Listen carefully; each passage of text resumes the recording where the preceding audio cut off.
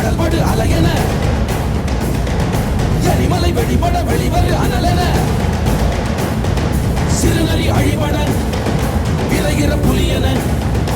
என் வழி தனி வழி என் வழி தனி வழி என வெற்றி செல்வன் எழுவான் தன் வேட்டை முடித்தே வருவான் என் வழி தனி வழி என் வழி தனி வழி என் வழி தனி வழி என் வழி தனி வழி என் வழி தனி வழி.